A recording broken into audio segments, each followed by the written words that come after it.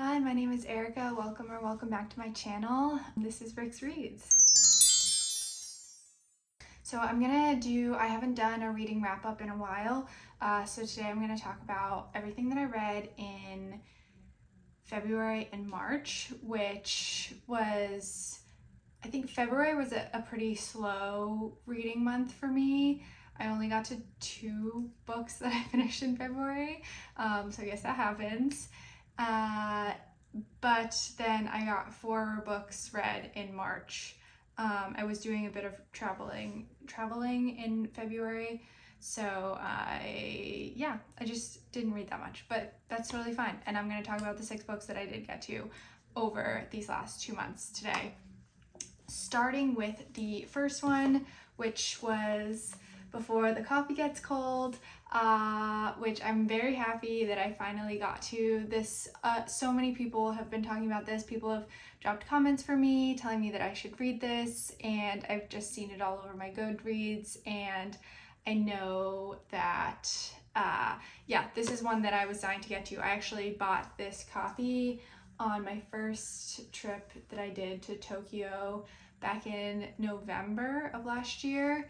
And this was so cute. It's a collection of short stories that all are about this little coffee shop, and it's got a fantasy element because there's some time travel mixed in, and it's just extremely cute and charming and emotional, and I fully cried during at least one of the stories.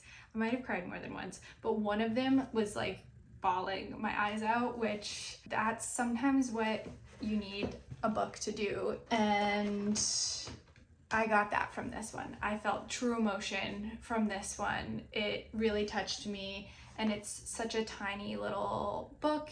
And like I said, they're just short stories, so it's a really easy, quick read, and it's just really cute. Cute is the word for this. It's cute, it's charming, it's heartwarming, it's sad, it's emotional, and I highly recommend if you need something that is all of those things. So, what did I rate this? I gave it 4 stars. So it was great. It wasn't life-changing or anything, just a really cute collection of short stories that like warm your heart. So that was Before the Coffee Gets Cold. The next book that I finished in February was 7 Days in June by Tia Williams. This is one of the few full romance books that I've read in a long time. I read some romantasy, but I don't actually go for straight romance that often. Not because I have anything against it, I just, that doesn't come across my Goodreads or my Libby for some reason. I don't know. Again, nothing wrong with romance. I'm not really drawn to them as often. And I feel like there are a lot of bad romance books, and so I need them to be really well vetted before I go into a romance novel, because I know that there are so many kind of bad ones out there. But when they're done well, I love them, and 7 Days in June was definitely done well. I felt when I finished this book that I should write down my thoughts because I had so many, and here I am 2 months later and I'm gonna try to remember them, but I didn't do that. But one of the reasons that I liked this so much is because it was a lot more complex than your classic romance. There was a very cute romance story in the novel, but it wasn't just about that. It had a lot of complexity, and there was even some breaking the fourth wall almost. I felt like, I don't know if that's a term you can use for books or if it's just with plays and movies, but I'm going to use the term breaking the fourth wall for a book, and I don't know if that's appropriate or not, but you know what I mean. Where essentially the author, the primary character in the book is a Black female author, and then the author of the novel is a Black female author, and she's kind of talking about some of the challenges that come with that. And there's one part in it where she's talking about how she wishes she could just write fluffy novels, but she doesn't feel that she's able to, and that there's just a much higher expectation on Black authors to infuse so many like other concepts into their novel, and so they don't have the ability to just write a fluff novel. And then this was a romance novel that had so many more compelling elements to it other than just being a romance novel, and I thought that was like a really cool way of like, again, like breaking that fourth wall. Like, I wonder if this is like what the author's telling about her experience, but like through the eyes of her protagonist here. So I thought that was really cool. And then some of those other elements that were woven into this story were like gender roles, mental health issues, like addiction and drug use, and like heavier content that I just found to be like make this more compelling than your standard romance novel. It was also, it's a second chance romance, and I know that's not for everyone, but I feel like this was a well done second chance romance, so that didn't bother me at all. It was believable and cute, and I just really liked this protagonist a lot, and I thought that it was beautifully done. And if you are like me and aren't into just any romance, I would suggest this one. I thought it was a romance for sure worth reading, and I gave it 4 stars. So I really liked 7 Days in June. The next book that I got to, and did I say that I gave that 4 stars? Yeah, I gave it 4 stars. The next book that I got to, that I finished, I read it a lot, most of it in February, but then I finished it in March because it was a like 1,100 page book or something. It was a clunky one, but it was Kingdom of Ash, which is the final book in Sarah J. Maas's Throne of Glass series. So I am officially done with all of the Maasverse as of right now, and I want to do a video at some point where I talk about all of them now that I finished them and maybe rank them or something. But I shouldn't say that on the internet because maybe I won't get around to it. But anyway, I loved this book. It was so good. And I had a lot of friends who talked about the 3 different Sarah J. Maas series, and that a lot of people, this was their favorite series. And I wasn't sold on that at the beginning because I felt that the series started out pretty slow for me. But towards the end, I think that I am a believer, and this might be my favorite of all of her 3 series. But it's really good. It's a great fantasy book. It's more of a traditional fantasy book than I would say the other 2, well, especially the Throne of Glass series. The Throne of Glass series is much more heavy on the romance, and it's more of like the romantasy, and it's smuttier. Whereas this one, I felt like I was more, I think the world building was a lot more well done, and I liked the characters so much, and the romance is there, but it takes more of a back seat to everything else going on. And also the main character in this series is my favorite of all the female main characters of all the 3 Sarah J. Maas series. So I gave it 5 stars, and I don't know if that's too high. It might be too high, but once I finished it, I was really feeling pleased about it. So I gave it 5 stars. I think I'm gonna stick with it. It was so good. So that was a 5 star. Next, I read Haruki Murakami's Norwegian Wood, and I have so many thoughts on this novel. It's funny because I finished it and I was ranting to my sister about it, and then I saw that one of her friends finished it like a few days after I did, and they were talking about it on the phone, I think. And then I was like, wait, I have to hear your thoughts on this. And then we got to like vent about it too. So I have so many thoughts on this novel. I know a lot of people give this 5 stars, and it was really easy to read. I was into the style. I think some people have gripes about a moody, emo, kind of self-absorbed main character. I don't mind that at all. Like, I'm like, that's totally fine with me. And I kind of felt like that was this main character. And I enjoyed the reading experience so much, but one thing that I couldn't get over is the female characters in this novel are so flat and so one-dimensional and so unrealistic. What I had to vent about is I was like, has Haruki Murakami like ever been friends with a woman? like I like and I think I read in his other novels, like I read Sputnik Sweetheart, and like I didn't have the same thing there. Like I felt like his female characters were like kind of fleshed out. In this one I was like, am I missing something? Like, is he intentionally making these women just like caricatures of like women with like no real substance or personality, or like they're just like very like, I don't know. It was really crazy. The only female main character who is interesting is a woman named Reiko, who is cool. She has a personality. She's fun.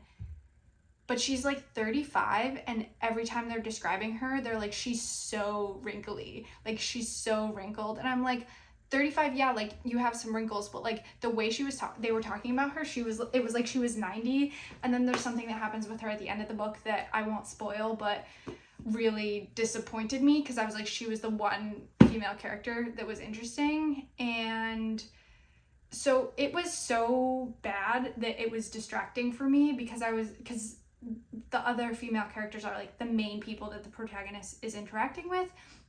So it was like all of his interactions were with these women who like were not fully fleshed out humans, and I couldn't imagine them as real people who existed in the world. So that distracted me. And like, I know like male authors can write good female main characters. So that's like, I've seen it happen so many times. So like, this was just shocking to me how lame the female characters, and like it's possible that that's intentional and it's going over my head, and the reason that everyone else really likes this book is because like, oh, you're missing like the whole point was that they are whatever and he's projecting or something. I could very well be missing the point of this, but because I didn't get why the female main characters were done like this, it distracted me from it, and I gave it 3 stars, even though it was a fun reading experience and a type of book that I really enjoyed, and the story was interesting. Yeah, that brought it down to 3 stars for me, which like, I know so many people where they're like, this is like my favorite book. So that feels crazy to give it 3 stars, but that was really distracting for me. Another thing that was fun about this was I did bring it to Japan with me while I was there, and I'm going to try to put some footage on here, but I was actually at a record bar. They have like listening bars in Tokyo, and I went to a listening bar that was playing all these old records, and they had a bunch of Beatles records, and I had this book with me, and they started playing Norwegian Wood, and I was just, yeah, like freaking out. Like, this is so cool. I'm in Japan listening to Norwegian Wood at a listening bar with my Norwegian Wood book. So that was a fun experience, and I did really like it. It just, yeah, I felt like I was missing something, because it's about a guy who has a relationship with 2 women, and the 2 women are not realistic to me, so I couldn't get by into any of it. So that was distracting. 3 stars. The next book that I read was Trust by Hernan Diaz, and I briefly spoke about this on my last video, I believe, that I was kind of putting this off for a while, and I finally got to reading it, and it was so good. It was very original. It is broken into 3 parts, and I say this as someone who likes to go into most books blind, because I don't like to know a lot about a book before I go into it, but I do think that this, what I'm about to say, is like helpful for going into it. It doesn't give away any spoilers, but knowing how it's broken down, I think, is helpful for your journey, because I was a little bit lost, honestly, at the beginning. But it's broken into 3 parts, and it's basically 3 versions of the same story that you're getting. So it is originally a novel, and then it's like an autobiography, and then it's like the real world rewriting the novel. So it's like 3 versions of a story about this one couple. And so I thought that was a really creative way of exploring this story. It was like through different lenses, what is the story of this couple? And you get a different view into it with each version that you read. So I thought that was a super cool concept, but then it's talking about this very wealthy man, the main couple that is covered 3 different times. It's a very wealthy man who does very well in the stock market and shorts the stock market during like an economic downturn, and it's kind of listening to him and how he talks about his success. And I thought it was interesting to be reading this during a time where there's so much dialogue in America right now about kind of like the role that billionaires play, and like the super wealthy, like what role they play. And there was something that the main protagonist was saying about how he was doing so much good and he makes his money, but it's like from doing like a public service. And so I thought that commentary on like, can you be ultra wealthy and be someone who looks out for the common good was an interesting piece of the story to look at, especially right now where I feel like, at least in America, there's kind of like a spotlight on the role that billionaires are playing. I thought Trust by Hernan Diaz was incredible. It exceeded my expectations because I thought that it was going to be, I break up some of my books into like type 1 fun and type 2 fun. Type 1 fun being like, it was just a fun time, I enjoyed myself reading it. Type 2 fun being, I'm glad that I read it. It was kind of a little bit tough to get through, but I'm glad now, having finished it, that I read it and I got a lot out of it. I thought this was going to be more of a type 2 fun book, and it was, because I got a lot out of it, but it was also like I enjoyed it very much, like the whole process of reading it. So this exceeded my expectations, and I actually gave it 5 stars. So this was another 5-star read for me. And then the next book that I read in March was The Picture of Dorian Gray by Oscar Wilde. I have been wanting to read this book for so long. There are a few classics that I know they're more like fun classics, and I knew this was going to be more of like the fun classic, and so I've been excited to read this for a really long time and hadn't gotten to it, like years, and hadn't gotten around to it for some reason, and I loved this book. Another one that exceeded my expectations. I thought I was going to like this, but I didn't think I was going to like it as much. It hooked me in right away, and one thing about Oscar Wilde is like he was a playwright, really, but then he wrote this novel, and I think that really comes out because the dialogue in this book is so, I think the first couple of chapters, it was just all dialogue, and so you can really see how it could be translated into a play or something, or you can really see like the playwright of the author coming into the dialogue, and it was such witty, fun, weird dialogue that I was hooked right away and really invested right away. And I think some of the dialogue is even more interesting than the overall concept, which also is interesting. And I think there's a lot of commentary about art, and is art about the artist, or is it a reflection of like whoever is consuming the art? There's commentary on paintings, but also literature. There's like a very significant kind of metaphor with like a book and like what that does to one of the main characters and how that guides their life. And so I think it brings up some interesting questions about like, what is the role of art and what is the responsibility of art, and is it bad if someone takes away something negative from art, but that wasn't like the intent of it, and what is the responsibility of like the artist if people are learning a bad thing from it. So I would love to do like a book club on this, just because I feel like I got so much out of it. But there are just whole sections. I don't think I've ever highlighted so many things on my Kindle. Actually, can I? Yes, I have my highlights. I've never actually looked at my Kindle highlights before. Okay, I'm gonna see if I can read some of these. So one of the lines that I highlighted that I just thought was interesting is, "The commonest thing is delightful if only one hides it," which is just such an interesting thing to say. Like, yeah, things are more interesting if they're mysterious for some reason. Then there's another line, "She's a peacock in everything but beauty." That's a crazy thing to say, and it's funny. And then I highlighted another one that says, "Nowadays most people die of a sort of creeping common sense and discover when it is too late that the only thing one never regrets are one's mistakes." Interesting. Some very negative commentary on women, but it feels very satirical. I didn't mind it at all. I thought it was very funny. And again, that's like the whole, like, if you get something negative from this, is it the book or the reader? I thought it was very clearly satire, but I guess someone could read this and be like, yeah, you're right, women are good for nothing. But there's this one line that I highlighted, "My dear boy, no woman is a genius. Women are a decorative sex.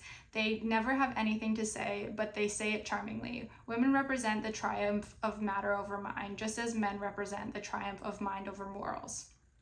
I thought that was like funny and clearly satirical, and if that's not the case and it was serious, then wow.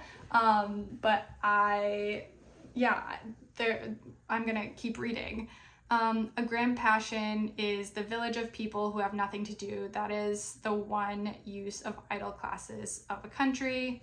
Another commentary on art and artists says, "Good artists exist simply in what they make and consequently are perfectly uninteresting in what they are."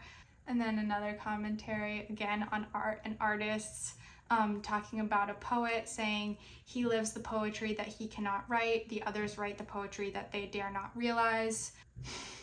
And then another one, "Experience was of no ethical value. It was merely the name men gave to their mistakes." I could keep going. Once again, I hardly ever highlight in my Kindle, but I highlighted so many quotes in my Kindle just because I was like, these are like incredible. And a lot of them are, there's definitely a character in this who is like the bad influence person that's trying to get our protagonist to go down a dark path and being like, morals are silly, like don't listen to them. Most of the quotes that I highlighted are from him, so they are not like ethically great, but they are just super witty and interesting and bizarre and silly, and that is how a lot of this book was written, and I enjoyed it so much. So I thought that this was a really fun time, and most of that was about the dialogue. And I guess that's it. Those are my 6 books that I read. Oh, and I gave The Picture of Dorian Gray, I gave it 5 stars as well. So I had 3 out of my 6 books, I had 3 5 stars, which is great for me. I hope my year continues going at this rate with all these 5 stars. So really good 2 months of reading, even though I didn't get to as much as I wanted to. And if you are looking for a fun and not very long, I think The Picture of Dorian Gray was pretty short. If you're looking for a fun and like fairly short classic, I highly recommend The Picture of Dorian Gray. Yeah, it's like one of my favorite books that I've read in a while, I guess. But anyway, that is what I read over the last 2 months. And if you've read any of these or have thoughts or feelings or comments or feedback on any of them, or if you like totally disagree with me on any of these, would love to hear.